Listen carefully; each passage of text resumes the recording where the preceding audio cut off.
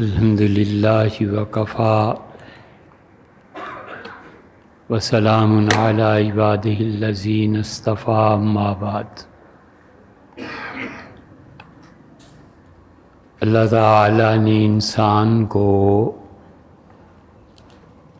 دو بہت بڑی چیزوں کے ساتھ پیدا فرمایا۔ ایک چیز انسان کو دماغ دیا، اور انسانی دماغ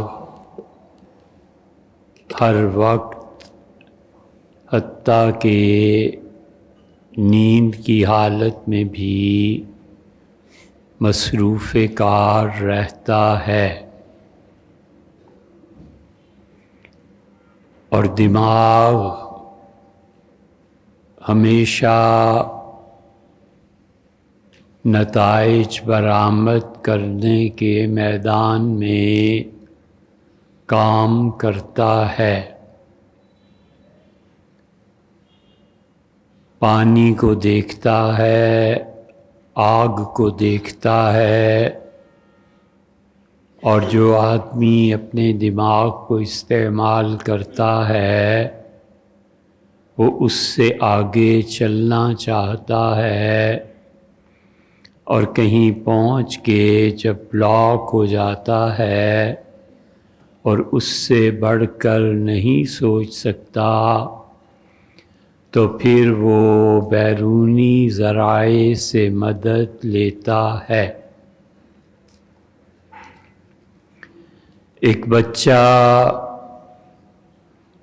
ایک جانور کو دیکھتا ہے اور پھر یہ چاہتا ہے کہ اس کو کوئی نام دے۔ جو بھی ساتھ ہوتا ہے کہتا ہے کہ والد یہ کیا چیز ہے، ماں یہ کیا چیز ہے۔ اس کا مطلب یہ ہوا کہ بچے کی جستجو تکمیل کو چاہتی ہے۔ ماں بتاتی ہے کہ اس کو مینا کہتے ہیں، والد بتاتے ہیں کہ بطخ کہلاتی ہے، تو اس کو خوشی ہوتی ہے کیونکہ دماغ نے جس چیز کی جستجو چاہی تھی وہ جستجو کی تکمیل ہوئی۔ اور دماغ اللہ نے دیا ہے، اس کی فطرت میں یہ بات رکھی ہے کہ دماغ آزادی چاہتا ہے،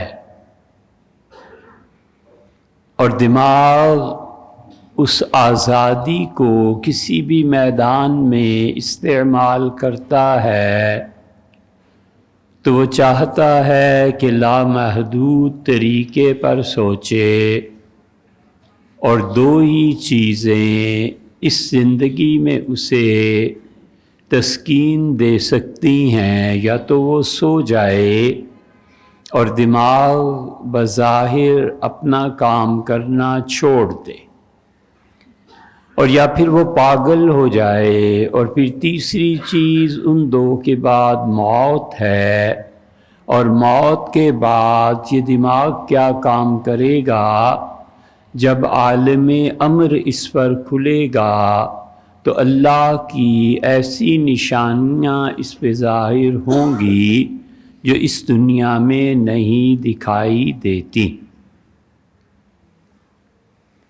اور دوسری بڑی چیز اللہ نے دل کو دیا ہے، اور انسان کا پورا جسم ایک اعتبار سے انہی دو کا قیدی ہے، لیکن ان قیدیوں میں ایک دماغ یہ چاہتا ہے کہ وہ بلند سے بلند تر پرواز پہ جائے، اور دوسرا آپ سوچیں بالکل اس کے برعکس دل دیا ہے، اور دل یہ چاہتا ہے کہ کسی جگہ پر جا کر ٹک جائے۔ دل یہ چاہتا ہے کہ کسی کے پاؤں پکڑ لے اور بیٹھا رہے۔ دل یہ چاہتا ہے کہ اس کائنات کا ہر لمحہ عالم امر میں بدل جائے، اور سورج کا طلوع اور غروب زمانے کو قید نہ کرے، اور اتنا زیادہ پابند کر دے کہ جس سے محبت اور چاہت ہو وہاں ہمیشہ کی زندگی اس کے پاؤں میں بتا دے، اس لیے کہ وہ دل پابندی کو چاہتا ہے، اور دل کی پابندی کی بہت بڑی چیز اس کی محبت ہے۔ اللہ نے اس محبت میں انا کا توڑ رکھا ہے، اگر یہ محبت کا عظیم جذبہ اللہ انسانوں میں نہ رکھتا تو ہر آدمی فرعون کا بھی باپ ہوتا، اس لیے کہ اسے کسی سے کوئی حاجت اور ضرورت پیش نہیں آتی۔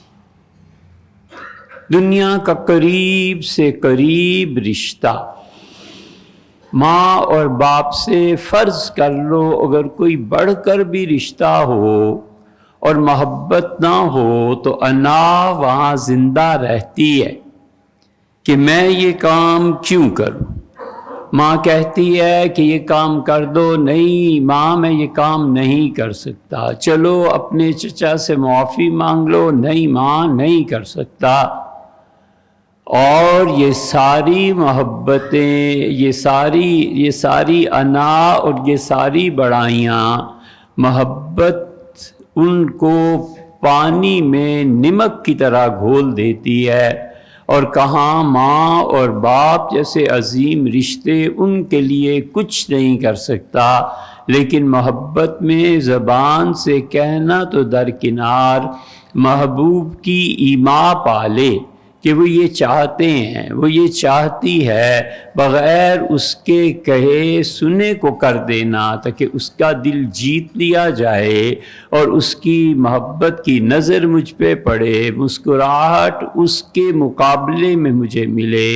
یہ دل چاہتا ہے کہ پابند رہے اور کسی جگہ بیٹھا رہے، لیکن دماغ چاہتا ہے کہ ترقی کرے۔ دل ڈھونڈتا ہے پھر وہی فرصت کے رات دن،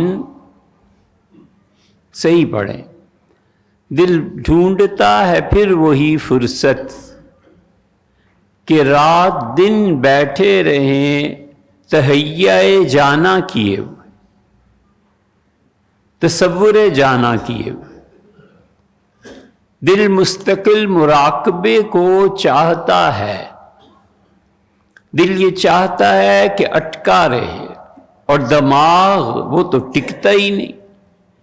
اس دل اور دماغ کی کشمکش میں ترقی کا راز وابستہ ہے، اور انسان کو اللہ نے کہا ہے کہ لَقَدْ خَلَقْنَا الْإِنسَانَ فِي كَبَدٍ، اور ہم نے انسان کو پیدا ہی ٹرگل کے لیے کیا ہے۔ پانی کو بہنے کے لیے پیدا فرمایا ہے۔ اب اگر کوئی یہ کہے کہ پانی کی ایک چھت ڈال دو تو بھلا پانی سے چھت ڈلتی ہے؟ آگ جلنے کے لیے ہے، اور کوئی آدمی یہ کہے کہ آگ کا یہاں پر ایک سمندر بنا دو تو ممکن نہیں ہے۔ اس کی وجہ یہ ہے کہ آگ جلانے کے لیے ہے، وہ پانی کی طرح ذخیرہ نہیں ہو سکتا۔ بالکل اسی طرح جو آدمی یہ سوچتا ہے کہ میں آرام کے لیے ہوں تو وہ ساری زندگی تباہی کے رخ پہ بہا دیتا ہے۔ کوئی آدمی آرام کے لیے نہیں ہے۔ اس کے بنانے والے نے کہا کہ جیسے پانی بہنے کو، آگ جلانے کو، ہوا چلنے کو، اور مٹی خاک ملانے کو، ختم کرنے کو، بالکل ٹھیک اسی طرح تم محنت کے لیے پیدا کیے گئے۔ لَقَدْ خَلَقْنَا الْإِنسَانَ فِي كَبَدٍ۔ ہم نے انسان کو پیدا ہی محنت کے لیے کیا ہے،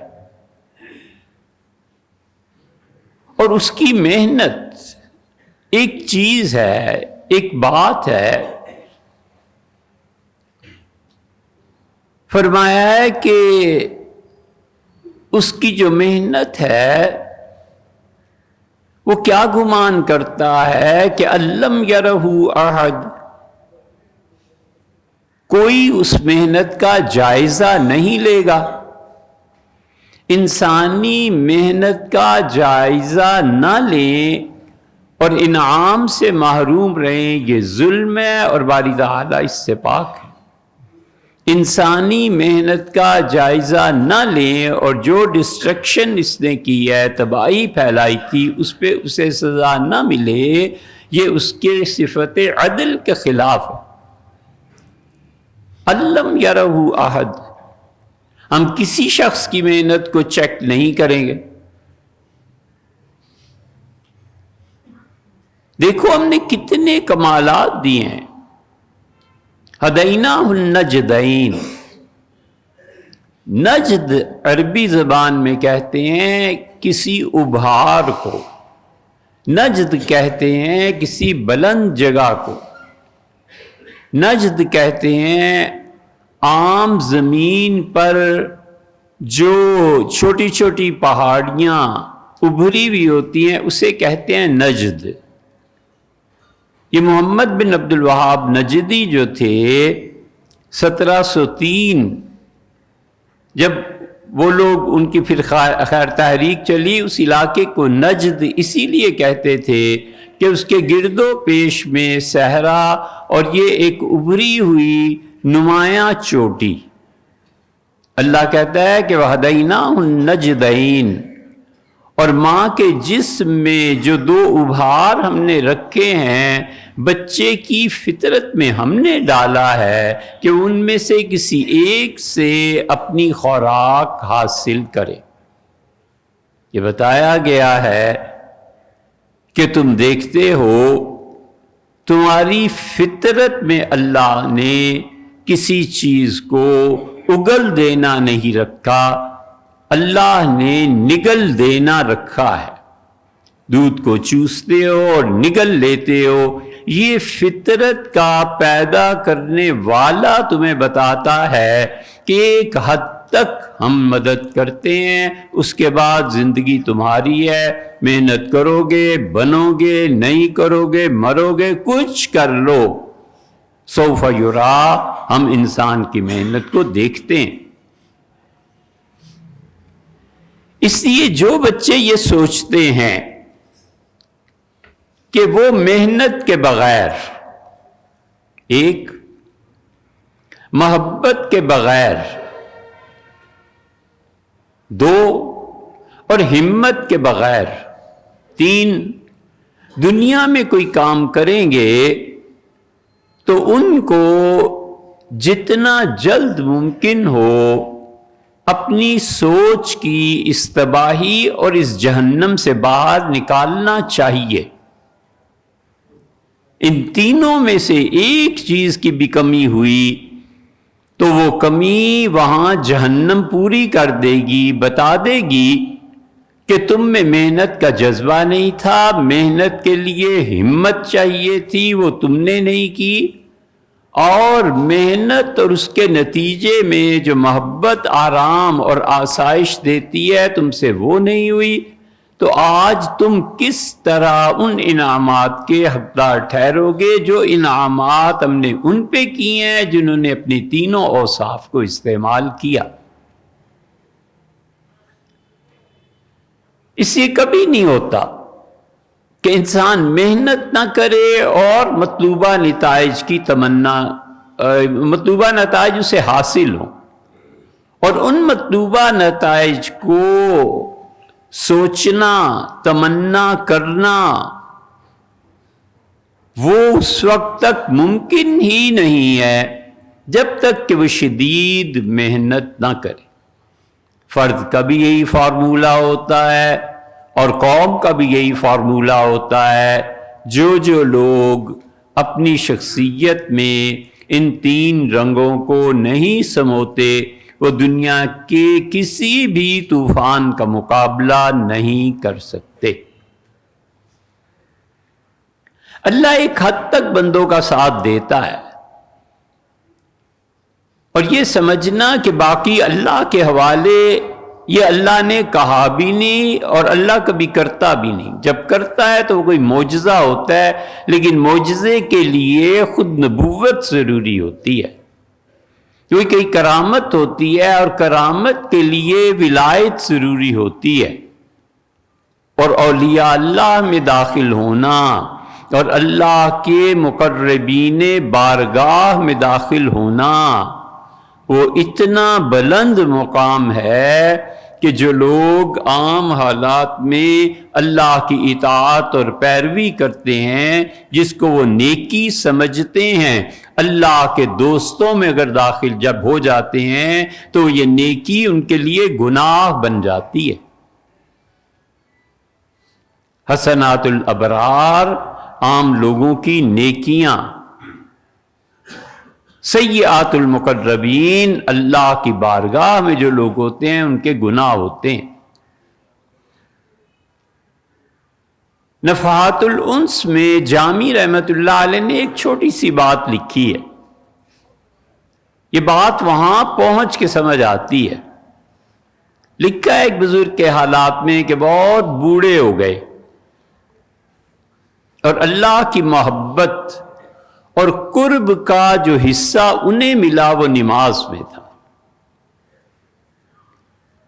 اور سب سے زیادہ پسندیدہ چیز نماز بن گئی، اور جب 80 سے بھی عمر زیادہ ہو گئی، اٹھنے بیٹھنے سے معذوری ہوئی، تو عرض کیا کہ عمر ساری اس میں گزری رکوع و سجود میں، مہربانی فرمائیں کچھ کم کر دیں۔ اللہ کی کمی جبر کے ذریعے بھی ہوتی ہے، اللہ کی طرف سے معذوری دے دی، جو مرضی کر لو، اب تم اٹھ ہی نہیں سکتے۔ خوشی سے بھی ہو جاتی ہے کہ نوافل اور اصل عبادات پہ جو زائد ہے اس کو ہٹا دیا، تو بہت روئے اور التجا کی، تو جامی رحمت اللہ علیہ کا خواب میں ایک فرشتے کو دیکھا، تو جماعت کے ساتھ جا رہے تھے، تو انہوں نے پوچھا یہ کون ہے؟ اس نے کہا یہ اللہ کے خاص قریبی دوست ہیں، مقربین بارگاہ میں۔ تو وہ دوڑے، لیکن دوڑتے رہے وہ اس تک پہنچ ہی نہیں سکے۔ تو فرشتے نے کہا کہ آپ کیا کرنا چاہتے ہیں؟ انہوں نے کہا مقربین بارگاہ میں داخل ہونا چاہتا ہوں، اور یہ فاصلہ ہی نہیں طے ہو رہا۔ تو فرشتے نے کہا، فرماتے ہیں کہ اگر ان کے ساتھ ملنا ہے تو جتنی نماز پڑھتے ہو اس کو ڈبل کر دو، کرا لو موافق۔ اس لیے کوئی یہ سمجھتا ہے کہ دنیا کے کسی بھی میدان میں وہ محنت کے بغیر چل پڑے، ہمت ہار دے اور اس کے خمیر میں محبت شامل نہ ہو، وہ بہت غلط فہمی میں ہے۔ جتنا جلد باہر آ جائے اتنا ہی جنت میں اچھا مقام پالے گا۔ اللہ کبھی بھی سوائے معجزے اور کرامت کے کسی بھی شخص کی ایفرٹس میں، مساعی میں برکت نہیں دیتا جب تک کہ وہ خود نہ چلے۔ ہم 2 مثالیں اس کی آپ کے سامنے رکھیں، شاید کہ بات اور واضح ہو جائے۔ اللہ تعالی نے قرآن کریم میں فرمایا ہے کہ اللہ کے فرشتے جبریل امین آئے۔ بہت بڑا مسئلہ ہے، ہمیں امید نہیں بچوں کہ آپ نے کبھی بھی نیوٹن کے خطوط پڑھے ہوں۔ نیوٹن کا ایک نپا تلا سا قانون فزکس میں پڑھا دیتے ہیں جیسے دنیا ابھی بس یہیں کھڑی ہے۔ نیوٹن کے جو خطوط ہیں پڑھنے کے قابل ہیں، اب تو اویلیبل ہیں، غالباً سب سے پہلے امریکہ میں پرنٹ ہوئے تھے، یا جو ہم نے دیکھے وہ تھے۔ اس نے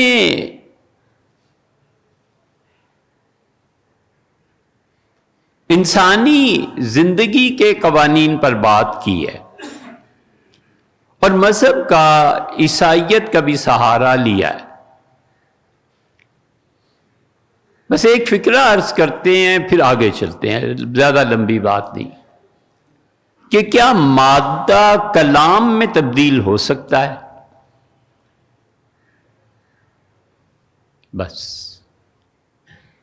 مثلاً ایک سبزی پڑی ہے، مولی پڑی ہے، اور مولی یہ دیکھتے ہی دیکھتے کلام کی صورت اختیار کر لے، مولی کوئی زبان بولنے لگے۔ گاجر پڑی ہے، اور گاجر اپنے مادی وجود کو تبدیل کرے اور ایک اور روپ اختیار کر لے، اور وہ بجائے مادے کے کلام میں آ جائے۔ بڑی دلچسپ مباحث ہیں اس میں، پڑھو تو اندازہ ہو کہ اللہ نے قرآن میں کیا کہا ہے جس کو ماننے کے منکر رہے۔ اللہ نے فرمایا ہے کہ اسے کہا لِأَهَبَ لَكَ غُلَامًا زَكِيًّا، میں آپ کو اللہ کی جانب سے ایک پاکیزہ بیٹے کے ہونے کی مبارک دیتا ہوں۔ اس نے کہا میرے ہاں بیٹا ہوگا، وَلَمْ يَمْسَسْنِي بَشَرٌ، کسی آدمی نے مجھے چھوا تک نہیں، وَلَمْ أَكُ بَغِيًّا، میرا کردار بھی کبھی ایسا ویسا نہیں، وَالْعِيَاذُ بِاللَّہ۔ مخلوق میں دو مادوں نے مل کے ایک تیسرے وجود کو جنم دینا تھا، اور یہاں ایک مادہ اور ایک کلام، یہ جملہ کہ مجھے فرمایا گیا ہے کہ میں آپ کو بیٹا دوں، یہ جملہ وہ مادہ کلام میں تبدیل ہوا، کلام مادے سے ملا، اور سیدنا مسیح علیہ السلام کی ولادت ہوئی۔ پڑھو، پڑھتے نہیں ہو نا، اس لیے نیوٹن اور آئنسٹائن اور فلاں جب پڑھو تو پتہ چلتا ہے۔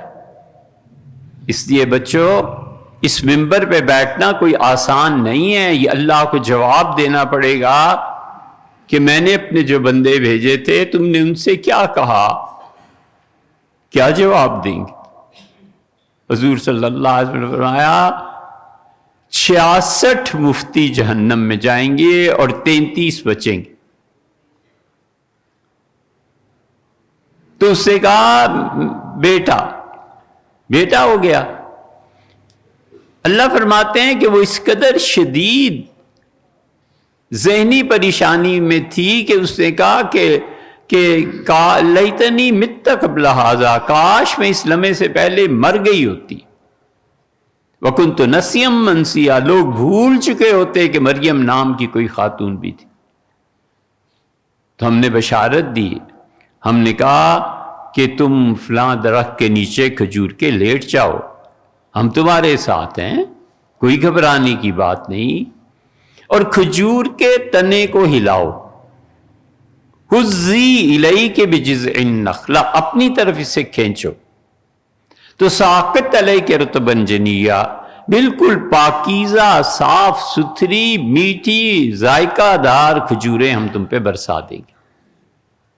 غور کرو، جو اللہ اتنا بڑا کام کر رہا ہے، جو درخت پہ کھجوریں لگا رہا ہے، اس کے لیے کیا مشکل کوئی ہے بات؟ فرق کہہ دیتے کہ جاؤ فلاں درخت کے نیچے لیٹ جاؤ، لیٹ جاتی، کھجوریں خود برستی، لیکن کہا خذی الیک، تم نے اس کھجور کے درخت کو ہلانا ہے، یہ محنت ہے، اس محنت پر ہم تمہیں انعام کے طور پہ کھجوریں دے دیں گے۔ یہ محنت پہ نتیجہ مرتب ہو رہا ہے۔ اس لیے بچوں، محنت وَأَنَّ سَعْيَهُ سَوْفَ يُرَىٰ، اور ہم اس کی محنت کو چیک کریں گے کہ یہ کیا کرتا رہا ہے۔ وہ ایک بیچاری ناتواں خاتون تک محنت کرنی ہے. ہم کیوں نہیں غور کرتے ان چیزوں؟ دوسری مثال بھی عرض کریں. حضرت رسالت مآب صلی اللہ علیہ وسلم نے فرما دیا کہ سیدنا مسیح علیہ السلام آئیں گے اور انہیں چھت پر فرشتے اتار کے چلے جائیں گے، اور تم سیڑھی لگاؤ گے اور انہیں چھت سے نیچے اتارو گے.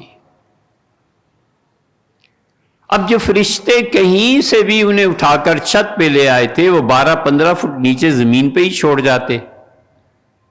حضور صلی اللہ علیہ وسلم نے سمجھایا کہ تمہارے اسباب اور وسائل کا کام جہاں سے شروع ہوتے ہیں نا، وہاں سے اللہ ہٹ جاتا ہے، کہتا ہے اب یہ سب چیزیں دے دیں، اب خود کرو، خود سیڑھی لاؤ، خود حضرت کو اتارو، خود کرو جو کچھ کرنا ہے. یہ نہ سوچنا کہ ہم نے جہاں سے بھی اسے بھیجا ہے یہ 12-15 فٹ کی مسافت اوپر سے نیچے ہم ہی طے کرا دیں. کیوں؟